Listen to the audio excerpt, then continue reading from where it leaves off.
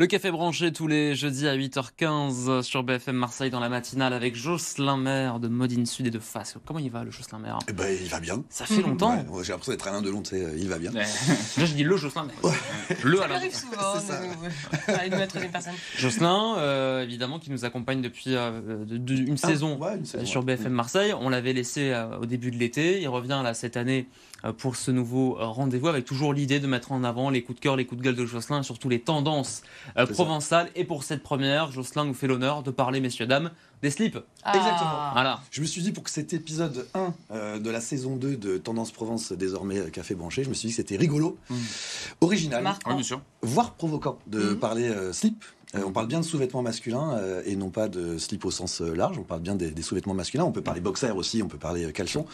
Mais l'idée, c'est bien de parler du sous-vêtement masculin, qui est un des sujets tabous, en fait. Je pense que c'est dans le monde entier, en tout cas en France, c'est sûr. Et j'ai trouvé ça rigolo pour cette première émission originale, donc de parler de ça. Tout à fait. Tu as raison. En éclairant quelques marques, pardon. Tu vas peut-être nous convertir. Ah, c'est possible. Au slip, tu veux dire? Oui, bien sûr. Exactement. Toi, t'es sur quoi là en ce Pourquoi moment, Thomas? T'es sur quoi? Ouais, team boxer. Hein, moi, j'ai pas de. Ah ouais, team boxer. Ouais. Team boxer. Ouais. Après, c'est bien aussi de changer. Après tout. Tout à On fait. peut changer tous les jours en fonction de la météo, en fonction de ce qu'on va faire de sa journée. Ouais. Je me posais la question du speedo, moi, sur la plage. Oui. Peut-être un slip de bain. Ah oui, le maillot très serré. Voilà. Ouais, Mais le maillot de bain, le slip Ouais. de bain. Slip de ça, bain, moi, j'aime euh, beaucoup. slip C'est de de plus bain. en plus. Mais après, j'ai pas le corps pour, malheureusement. Je pense que mais typiquement, faut être Alain Bernard. en France, t'es en slip de bain, tu peux passer pour un ringard. En Italie, la plupart des hommes sur les plages C'est vrai. ont des slips de bain, donc c'est vraiment vrai. une question de culture. Et c'est vraiment une question d'appréhension des choses.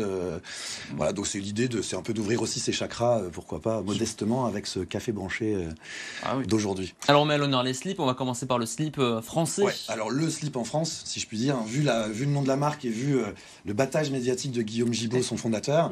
Donc là, on est en 2011, la boîte remonte à 2011, et la vocation de Guillaume, enfin celle qu'il s'est donnée, c'est vraiment non seulement de remettre le slip et le boxer, et les chaussettes, et un certain nombre d'autres produits en avant, mais c'est surtout le Made in France. Et c'est pour ça que dans slip français, ce qui est très important, c'est français.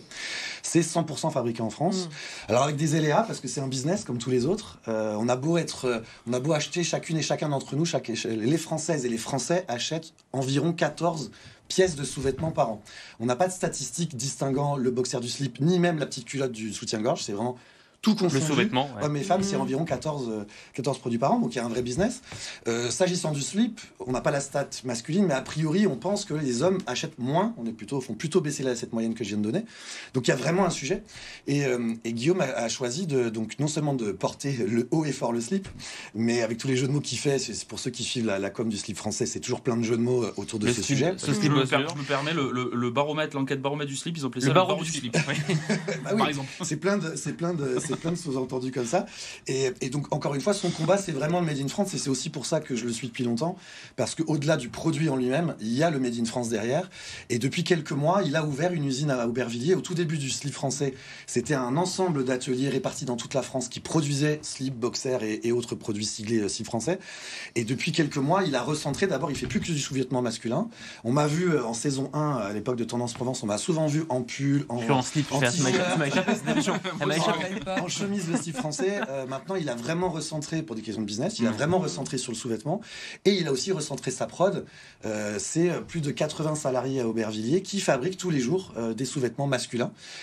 Et le deuxième changement aussi très important, c'est que là où le slip français était un peu cher avant, il y a vraiment une volonté de le rendre accessible.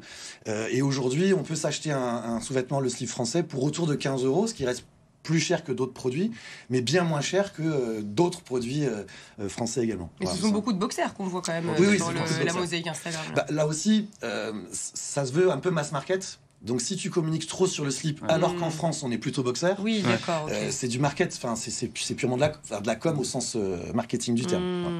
Ah, beau slip. Beau slip, beau corps aussi. Hein. Franchement, bravo, Oui, messieurs, dames. belle Enfin, musculature. messieurs, en Ouais, l'occurrence. ouais. Mais C'est vrai que ça me va bien. Merci un peu de m'avoir. Merci un peu. Photo de Thomas Bernabé.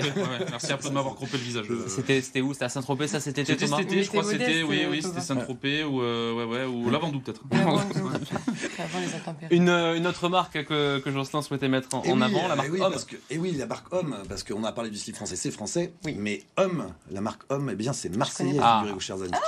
Tant mieux. Donc Homme, c'est marseillais, c'est une marque qui est née en 1968, donc c'est un peu plus ancien, par un Marseillais qui, déjà à l'époque, souhaitait que le sous-vêtement masculin devienne élégant. Ouais. Donc chez Homme, il y a vraiment, c'est très très teinté de recherche d'élégance. Après, c'est une question de goût, mais Homme fait depuis longtemps déjà de la lingerie pour hommes. Il y a vraiment ce distinguo.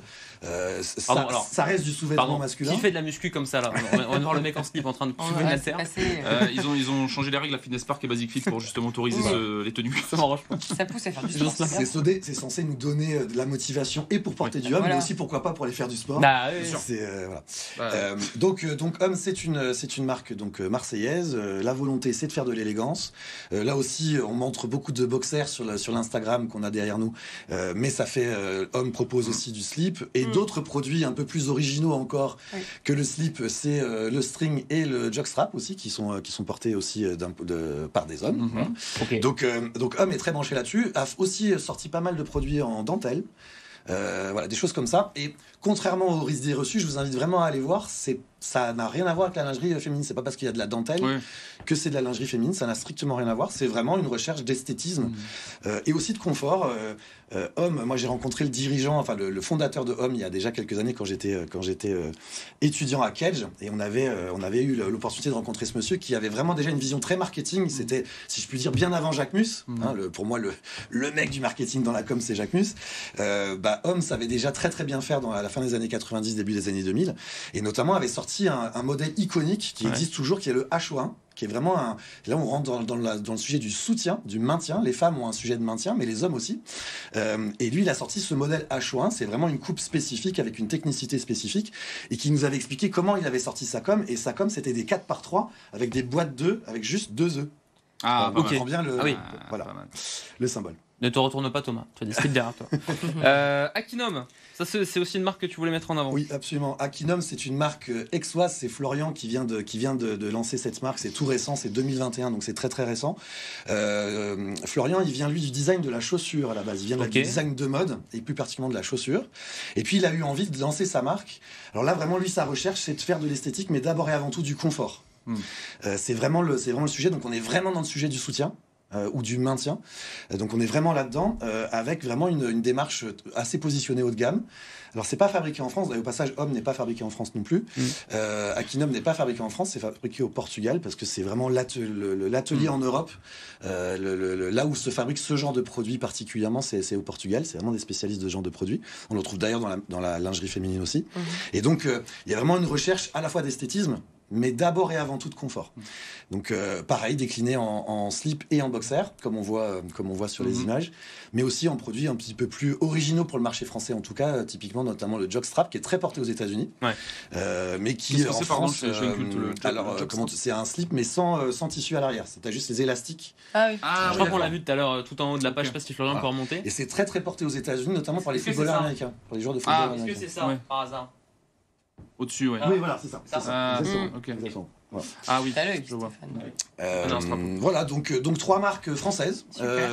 Une qui fabrique 100% en France, l'autre Homme qui est plutôt marseillaise mais qui fabrique pas en France, et puis Akinum qui est plutôt aixoise. Voilà, donc 3 marques qui parlent de sous-vêtements masculins, voire de lingerie masculine. Voilà.